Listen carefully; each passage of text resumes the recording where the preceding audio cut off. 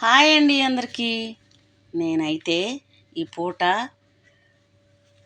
గోరు చిక్కుళ్ళు ఫ్రై చేయబోతున్నాను. ఇదిగోండి ఒక గెంటె పోసానన్నమాట. తర్వాత తాలింపు గింజలు వేస్తున్నాను. పోతే ఫ్రై ఒక్కటే అన్నంలోకి బాగోదు కదా, అన్నంలో కలవను కూడా కలవదు. అందుకని చాన్నాళ్ళు అవుతుందండి నేను సంకట చేయక మానేశాను. మళ్ళీ ఇప్పుడు కొర్రలతో సంకట చేయమంటే చేశాను అనమాట. దాంట్లోకి ఈ చిక్కుడుకాయలు ఫ్రై చాలా బాగుంటుంది.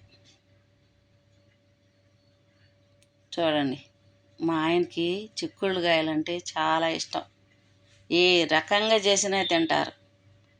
ఫ్రై చేయి, ఉడకబెట్టి కారం జల్లినా చాలు, టమాటా వేసి వండినా చాలు, ఎలాగైనా తినేస్తారు.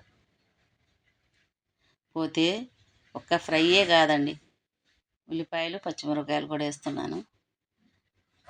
అంతకుముందు గోంగూర పులుసు ఉంది. పైగా ఉదయాన్నే దోశల్లోకని చట్నీ చేసా, పచ్చిమిరపకాయ టమాటా చట్నీ. చూడండి, నేను ఒక్కదాన్ని తీసుకోవటం చేయడం కదా, అందుకని ఉల్లిపాయ ముక్కలు కొంచెం ఎట్లాగైనా ఎర్రగా వచ్చేసినాయి. ఏం లేరులేండి, బయటికి వెళ్ళారు. ఆయన ఉంటే చక్కగా తీస్తుంటే నేను నీట్గా చేసి చూపించేదాన్ని.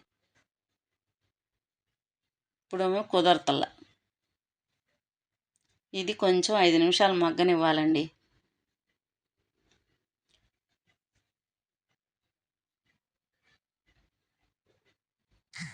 ముక్కలు చూడండి ఎంత తాజాగా ఉన్నాయో, అందుకే ఇష్టంగా చేస్తున్నాను. ఇవి ఆయిల్లో కొంచెం మగ్గనివ్వాలి, 5 నిమిషాలు. మగ్గనిచ్చాక మళ్ళీ కొంచెం సాల్ట్ వేసి మళ్ళీ మగ్గనియాలి.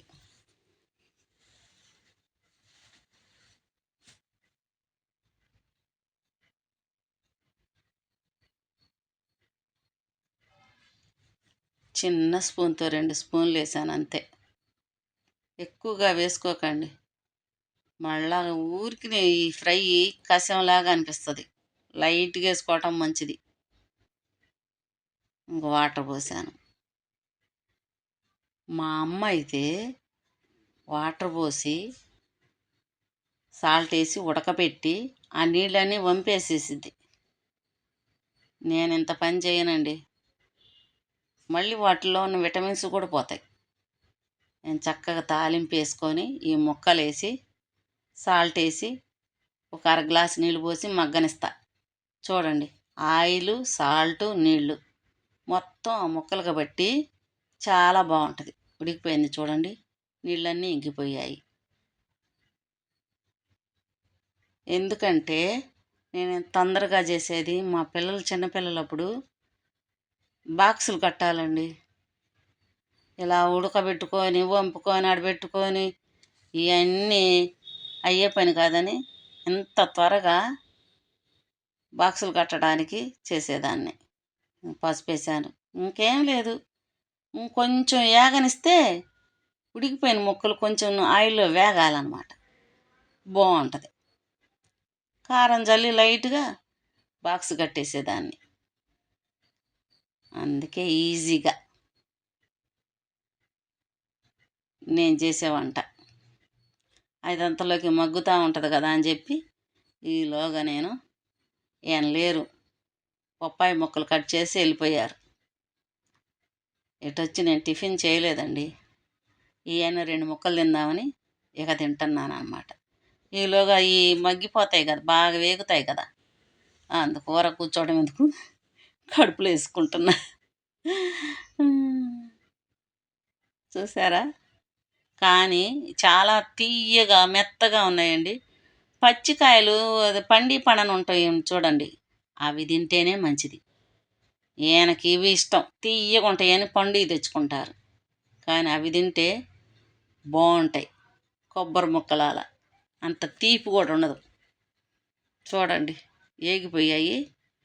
కారంలో ఎండి ఎండి కొబ్బరి ముక్క, చిన్నులపాయ మిక్సీ వేసి ఒకే ఒక స్పూను. అదిగోండి ఆయిల్ చూసారా, తేలిద్ది. మనం ఆయిల్ ఎక్కువ పోయకూడదు. ఒక స్పూన్ వేసానండి, అద్దిరిపోయిద్ది, చాలా బాగుంటుంది. కొబ్బరి వేసి మిక్సీ పట్టుకుంటే చిన్నులపాయ వేసి. అయిపోయింది. ఓకేనా? వచ్చేసారండి. నేను చక్కగా వచ్చి స్నానం చేసి వచ్చి కూర్చున్నారు. మధ్యాహ్నం భోజనం అన్నమాట ఇది.